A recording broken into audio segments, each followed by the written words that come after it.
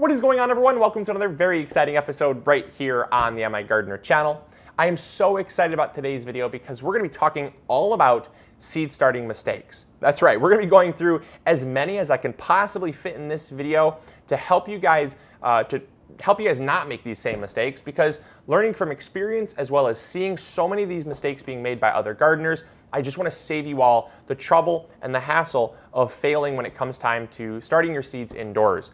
It can be extremely rewarding to start your seeds indoors, but it can be extremely disappointing and discouraging as well if you make some of these mistakes. So I just want to save you all the trouble and really point some of these out because they're so common and they're so easy to fix. The first mistake I see so many gardeners making also is the biggest mistake, and that's you're starting seeds indoors.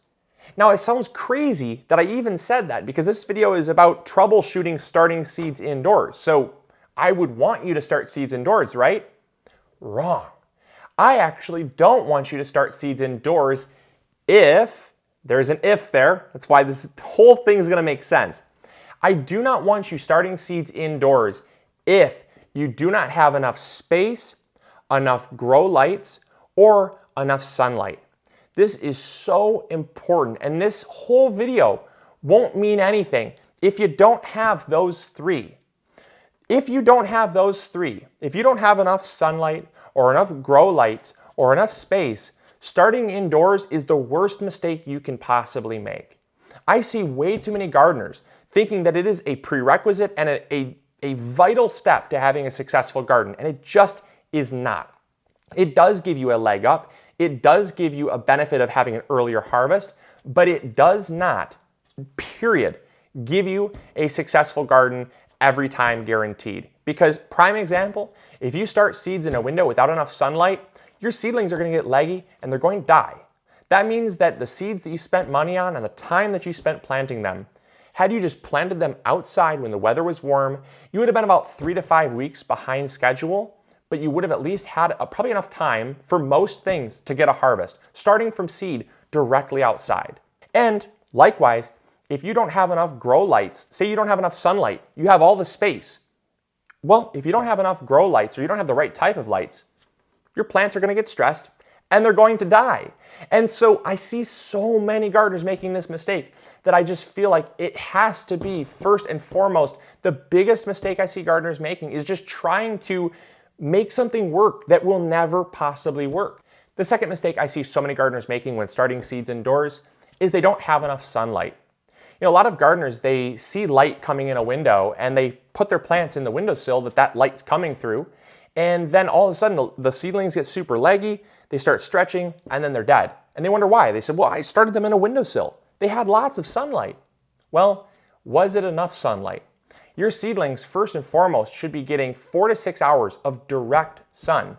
Direct sun does not mean filtered sun. Those two are vastly different. Just because you can open up your window and you can read a newspaper without a light on in your room does not mean that that is enough light. That is not direct light. And a prime example of this is like a north-facing window. A north-facing window is one of the worst windows that you can have to start seedlings in because, yes, you're going to get light that reflects and bounces in, but your plants, they do not need that filtered light. What they need is that strong direct light. That strong direct light is going to allow them to generate enough energy to photosynthesize and not grow leggy.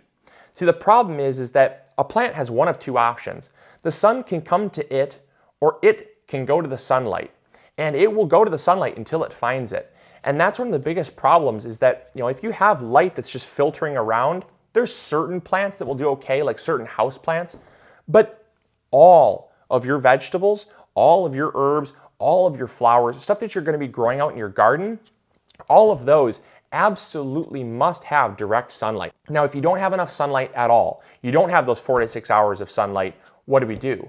Well, you need to get a grow light. And that's where we come into the third biggest mistake I see gardeners making when starting seeds indoors, is they don't get the right type of grow light. You need to make sure that the grow light you're getting is going to have two things. It needs to have lumens and it needs to have Kelvin. These two things are, in my opinion, the only important factors when it comes to a grow light. The lumens are how much light energy is coming out of your light. You might have, say, an incandescent light bulb which should never be used under any circumstances for growing plants because they don't give off any UV light. UV light is required to photosynthesize. Incandescent light might put out, say, 500 lumens or maybe 700 lumens. These grow lights here that we're talking about, they put out 40,000 lumens. These grow lights are so bright, and that's because the energy that's required to photosynthesize is really high. You need a minimum of 5,000 lumens. A minimum of 5,000 lumens is required to start photosynthesizing and creating energy. If you don't have that amount of lumens, your plants are going to need to be either far closer to the light, like really close, or you just need to add more lights. You need to make sure that your lumens are over 5,000. Lumens, and another thing is lumens can be added. So if you take two 2,500 lumen lights, say like a T5 or a T12 grow light tube, you can add two of those together and you can get to 5,000. So that's not a problem.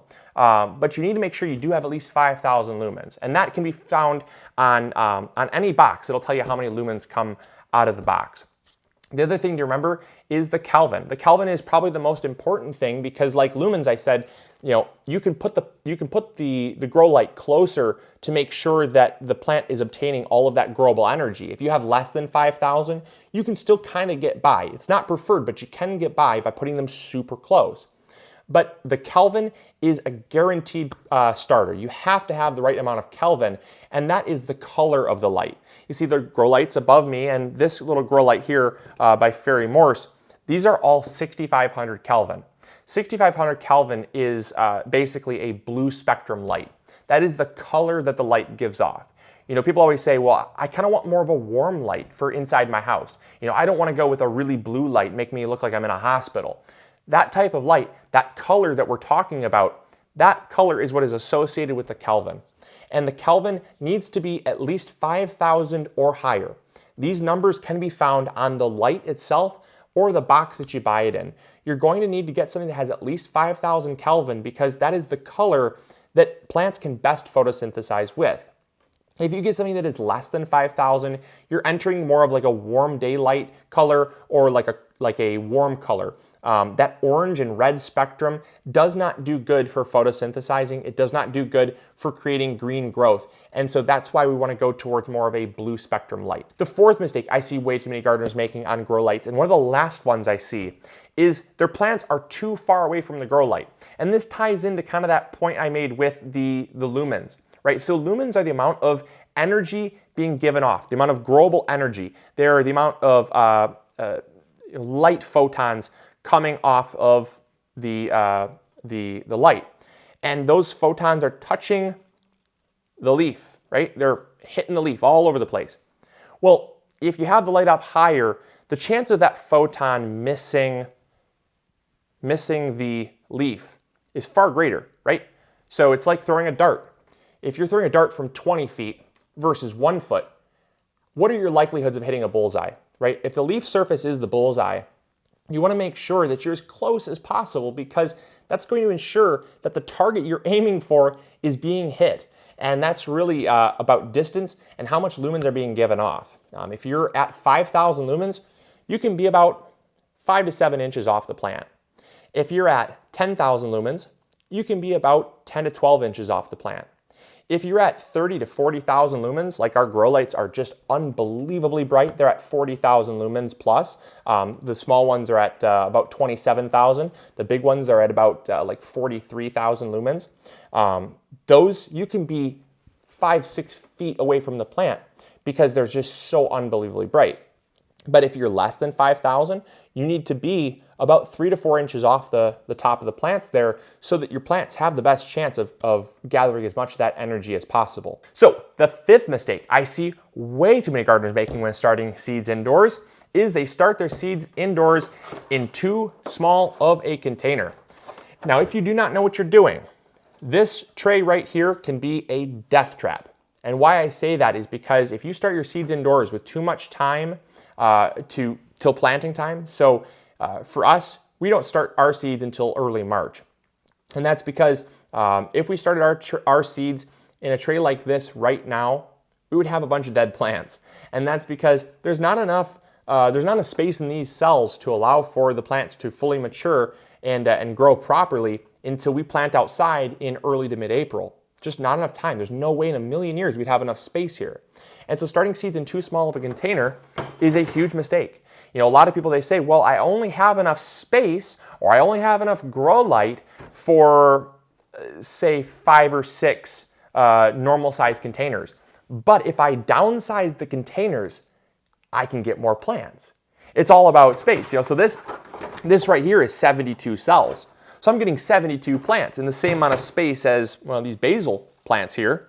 You know, I'm getting, I might have, I don't know, 5 plants worth here. So the idea that you can simply downsize the container or the volume of soil that you're planting in, and you can get 5 to 10 times more plants in that same amount of space, our inner greed kicks in and we think, man, that sounds like a completely winning proposition. I don't know why I wouldn't do that. The problem is if you don't have enough time, or if you have too much time, I should say, you're going to have stressed plants and they're going to die. You know, if I put a seed in this tray here, I know that from the time this seed sprouts, I have about a month to move it from this tray into either a bigger container or into the garden. And so if I have, say, 2 months time, there's no way I'm going to be starting anything in this. And that's why I have to wait, because if I just let greed get the better part of me and I plant seeds in here, you could have everything going right for you, but they cannot make the space bigger than the space that is already allowed. The roots just can't, it's not possible. I mean, they can't go through plastic. You know, the plastic it's not permeable, so it just is like this confinement, and they're going to get stressed, they're going to get root bound, and you're going to have stressed plants that are never going to be able to recover from that. In my opinion, the best thing that you can possibly start your seeds in are these 3-inch containers. I absolutely am a huge fan of 3-inch containers. They are by far the best size for all your needs. Whether you're starting lettuce or whether you're starting tomatoes, if you're growing a plant indoors, this gives you the most amount of time to get a plant started. You can grow a plant like a tomato plant or a lettuce plant. You can grow pretty much anything in this for at least 2.5 months. This gives you a lot of time to get something up and growing before you have to plant it outside. And this, compared to this, you're getting about 3.5 times more growable space in this than in these small cells. So I would much rather you don't try to just cram plants in a small space because you're just going to end up with stressed plants. The 6th mistake I see way too many gardeners making is they're starting the wrong types of plants indoors. I can tell you, I see this every day. I can tell you this is probably one of the most common things that comes through our inbox. I see people starting carrots indoors. I see people starting radishes indoors, beets indoors, things like that. You cannot start these things indoors. Root vegetables do not belong started indoors. When you transplant them, what happens is you start the roots, the roots start developing in your containers.